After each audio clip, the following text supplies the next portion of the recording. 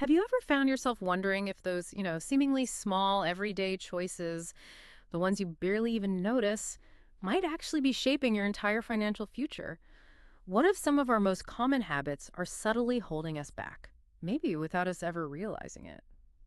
Welcome to Marginal Thoughts. Today, we're going to explore some interesting observations about how daily actions and mindsets might differentiate those building wealth from those, well, struggling financially. Our goal here isn't really to judge, but more to just unpack these ideas, look at them from different angles, and see what insights we can gain, especially for those of us just starting to map out our financial journey. We're simply presenting some perspectives that have emerged. So, let's get started. We'll begin by looking at something almost universally relatable: how we choose to spend our free time, particularly when it involves, well, a screen. Yeah, it's a truly striking observation, actually. Some research indicates that individuals who are earning less tend to spend significantly more time watching TV. We're talking potentially up to 12 times more per day compared to those with higher incomes. It's quite a gap. 12 times. Wow. Yeah, now this isn't just about, kicking back and relaxing. One perspective suggests this habit is like giving away your most valuable asset, your attention. It sort of positions you as a spectator in others' lives rather than an active participant in your own. Think about it, right? Spending hours binge-watching shows, consuming content where you have no agency, while people you're watching don't even know you exist. In stark contrast, observations suggest that those building wealth are often engaged as creators or as keen consumers of big-ticket news. Big ticket news. What do you mean by that? Information that directly impacts financial markets, maybe global trends, or their own business ventures. They're not just consuming passively. They're analyzing, strategizing, leveraging that information for specific gains. It's a very different kind of engagement. That's a powerful distinction, yeah. Moving from spectator to participant. It sounds like it's about shifting from just passively consuming to actively creating or staying informed about things that genuinely impact your life and your goals. For someone maybe deeply ingrained in those passive habits, what's like the very first, most accessible step they could take to begin that shift? That's a great question. And often it starts small, just noticing, just being aware of how much time you're maybe giving away to passive consumption. That's the first step. Then perhaps scheduling even, say, 15 minutes of dedicated time to something more active or informative, reading an industry article, maybe planning your day. Okay, so starting small, just building awareness. And what else falls into this category of daily choices? The ones that seem small but might have a big impact. Well, beyond screen time, another hugely significant area, according to these observations, is food choices. Ah, nutrition. Exactly. A consistent theme is that a diet high in processed foods, things loaded with sugar, high fructose corn syrup, artificial additives, it's often linked to lower brain development, also reduced capacity for problem solving, and just a host of overall health issues. Which all impact how you show up every day, I guess. Absolutely. We're talking increased body fat, a higher likelihood of illness, even diminished confidence, all of which undeniably impact one's energy, focus, and ultimately productivity. There's actually a fascinating finding from a 13-year study that really underscores this. Oh, yeah. Individuals in the top 1% income bracket lived, on average, approximately 14.6 years longer than those in the bottom 1%. 14 years. That's incredible. It is. And nutrition was highlighted as a key contributing factor. It really drives home this idea that what you're not changing, you are choosing. Your health isn't just about feeling good. It's intrinsically tied to your capacity to create and build wealth. That's an incredibly powerful statement. What you're not changing, you are choosing. It brings us squarely back to personal agency, doesn't it? It's about consciously making choices that serve your long-term well-being, even when they're maybe challenging in the short term. And speaking of daily habits, what about when we start our day? Are there observed differences in morning routines? Oh, absolutely. There's a clear trend highlighted in these observations. Individuals who have built significant wealth are frequently early risers. The 5 a.m. club kind of thing. Sort of, yeah. The perspective here is that building wealth often requires a substantial investment of time and consistent effort. Typically cited as around 7 to 10 years, regardless of when you actually begin. So the sooner you start accumulating that focused time, the more shots at the goal you get, so to speak. Makes sense. More time, more opportunity. Right. One of the central ideas presented is that the world tends to reward effort and what you do, not just your potential. It's a bit of a paradox, actually. It often seems to take much more sheer effort later in life just to stay afloat financially than it does to get ahead when you're younger. That's an interesting point. So this means that the compounding effect of time and early financial habits isn't just about growth, it's also about building a buffer, something that makes navigating challenges later far less strenuous. It's the difference between trying to paddle upstream versus kind of drifting with the current. For many, waking up early is about maximizing those quiet, productive hours before the day's demands fully kick in. That makes so much sense. Those early hours can be incredibly valuable for focused work before the emails start flooding in. Okay, moving beyond personal routines, let's explore how these principles apply to our financial transactions. One observation focuses on how people approach sales. What's a common pitfall here, especially for someone new to managing their money? This is a really interesting one, yeah, especially in today's consumer-driven world. The observation is that some individuals tend to buy things on sale just because they're on sale, not Mhm. necessarily because they genuinely need them or because the item fits into like a pre-existing plan. Right. That sale sign is tempting. It really is. Okay. But there's a crucial distinction being drawn here. Getting a great deal on an essential item you would have bought anyway versus buying unnecessary, let's say, junk simply because it's discounted. You know the old saying, you buy cheap, you buy twice. That often rings true for the latter because the quality might be inferior or the item simply isn't useful long term. Yeah, I've definitely fallen into that trap before. We all have, probably. Yeah. The core insight here, from one perspective, is that spending money to feel rich or, to chase a momentary high can actually make you poor. Ah. If you see a product for, say, $200 and you buy it for $100 on sale, you might mentally feel like you saved $100. Mhm. But if you wouldn't have bought it at $200, then you haven't saved anything. You're simply out $100 for something you didn't really need. This highlights the vital role of self-control. That's a fascinating paradox, spending money to feel rich when it's actually pulling you backwards. It's like a hidden cost you don't account for. What other money habits are commonly observed that might hinder financial progress for someone trying to get a foothold? A very significant one is the lack of savings. Just fundamentally not having money put aside. Okay. One perspective suggests that having no money saved severely limits your control over your financial future. It makes you vulnerable. This leads into what's sometimes characterized as the rich get richer, poor get poorer cycle. How does that work exactly? Well, let's consider a common scenario. An emergency comes up. Your car breaks down, or you have an unexpected medical bill.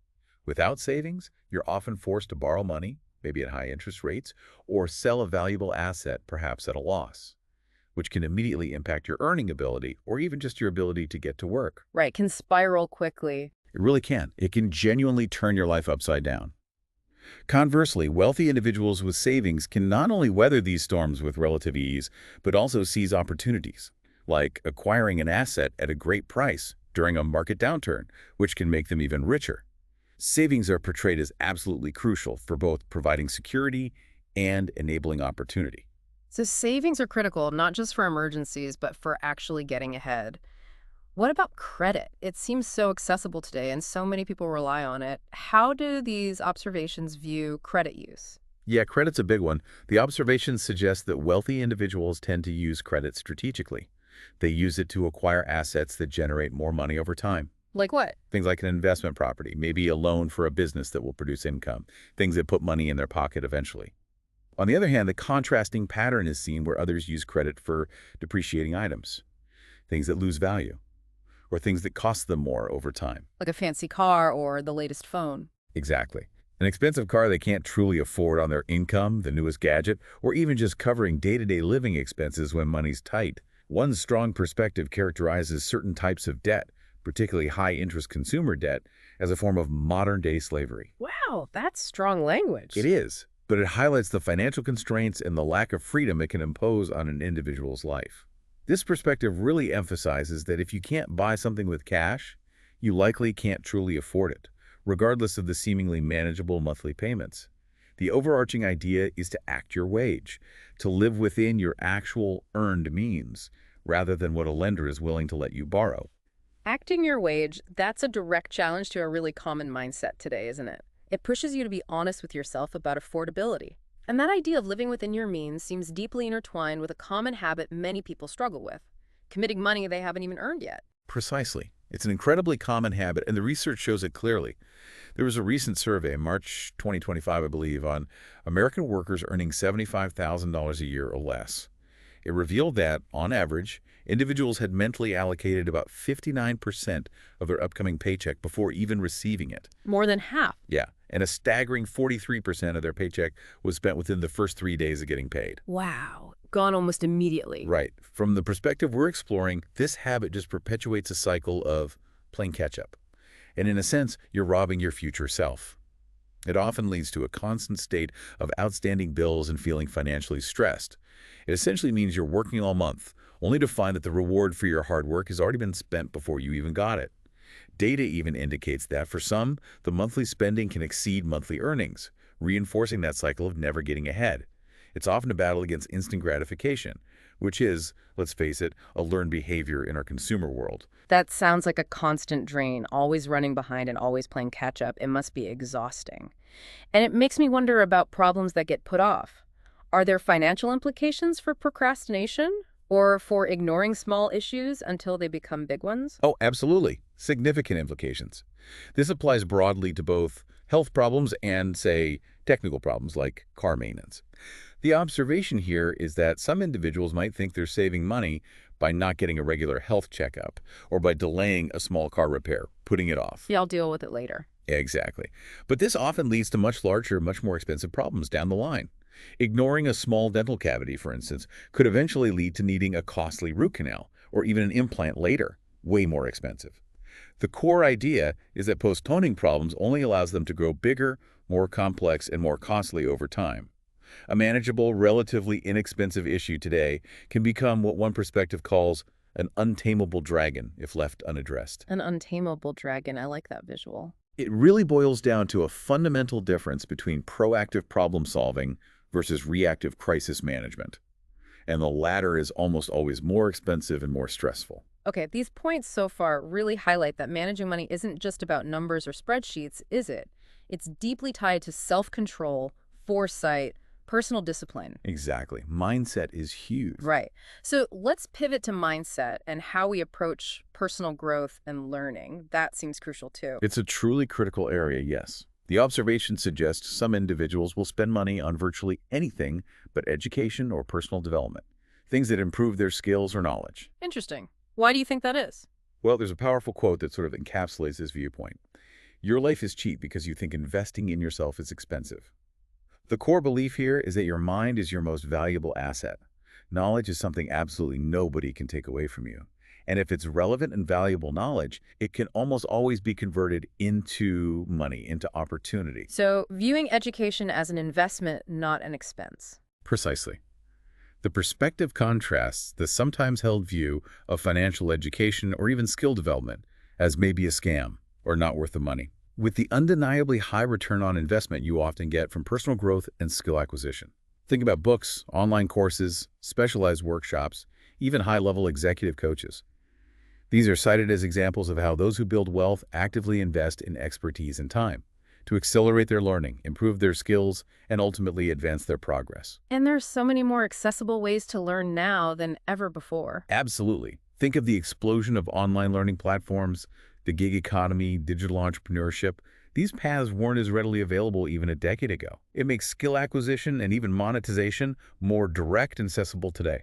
So continuous learning is almost a non-negotiable for progress. And it seems like who we learn from is incredibly important too, which leads to a direct observation about the company we keep, our peers. It's exactly right. The profound impact of your peer group is a recurring central theme in these observations. The idea often articulated is that you are the average of the 5 people you spend most of your time with. I've heard that before. It sounds simple, but probably very true. It seems to hold a lot of weight. If you're surrounded by individuals who maybe normalize being in a challenging financial situation or who constantly reinforce limiting beliefs about money or success, it can significantly limit your own motivation, your aspirations, and ultimately your financial goals. It's hard to aim higher if everyone around you is comfortable staying put. So the advice is, The strong advice from these observations is to actively seek counsel and spend time with those who have already achieved the kind of financial success you aspire to. rather than primarily spending time with those who share the same financial struggles and potentially the same limiting beliefs.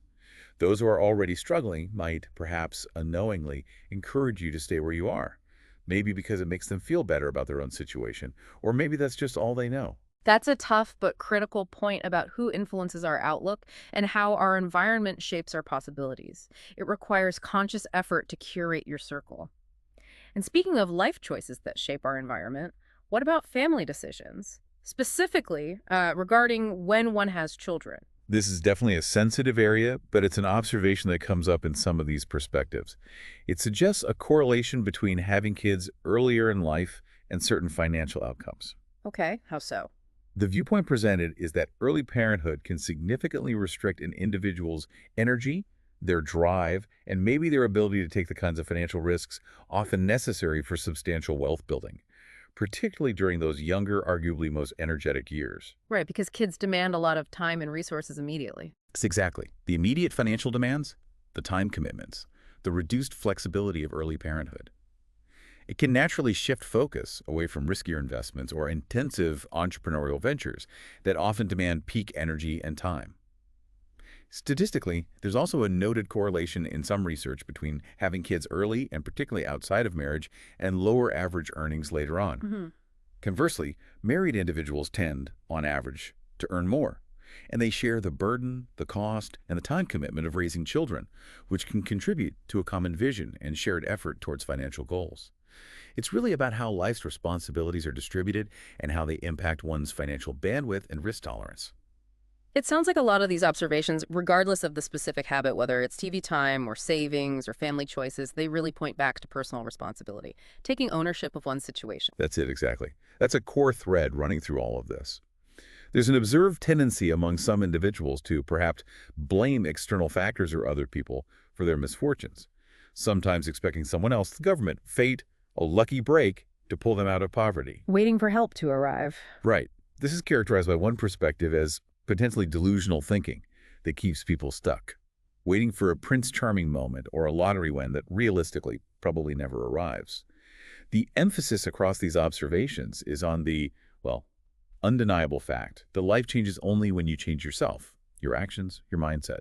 Expecting positive outcomes without putting in the necessary effort, essentially treating your goals like a wish list instead of a concrete to-do list, ultimately leads to stagnation. Sure, bad things happen to everyone, but the observation is that those who build wealth tend to learn from setbacks, adjust their approach, and keep moving forward, rather than staying stuck in blame or waiting. That's a stark reminder that we are ultimately in control of our own path, our own reactions. And speaking of control, what about how we view the future versus the present? It seems like some of these habits prioritize immediate gratification over long-term gain. That's a core distinction, yes, and it comes down to the concept of delayed gratification. Putting off the marshmallow test kind of idea. Exactly like that. Putting in work and making sacrifices now for a better, more secure tomorrow. This is directly contrasted with what one might call the you only live once or YOLO mentality, which, when taken to an extreme, often leads to trading the future for immediate pleasure, often resulting in living paycheck to paycheck. Which we talked about earlier. Right. An analogy commonly used is cutting down an apple tree for firewood today to meet a present need, like being warm tonight, instead of waiting for it to bear apples year after year, which offers a sustained future reward. It's observed that different income groups tend to plan on vastly different time horizons. Some plan day to day or week to week, maybe the middle class plans quarter to quarter, and those building significant wealth are often observed to plan decade to decade, thinking much further out. Wow, decade to decade. Yeah, this long-term thinking and the willingness to delay immediate pleasure for future gain is presented as a real hallmark of wealth accumulation. That perspective on time is really insightful. It's about a fundamental shift in how you orient your decisions, extending your timeline way beyond the immediate. And finally, what about the emotional side of wealth and poverty? Is there an observed mindset around how people view the wealthy themselves? There is, yeah, and it's often quite paradoxical according to these views. One observation introduces the idea of hating the rich, and the core premise offered is that you cannot become what you hate. Explain that a bit more. The idea is that some individuals might rationalize their own financial limitations by labeling all wealthy people as inherently evil or greedy, or believing that money itself is the root of all evil.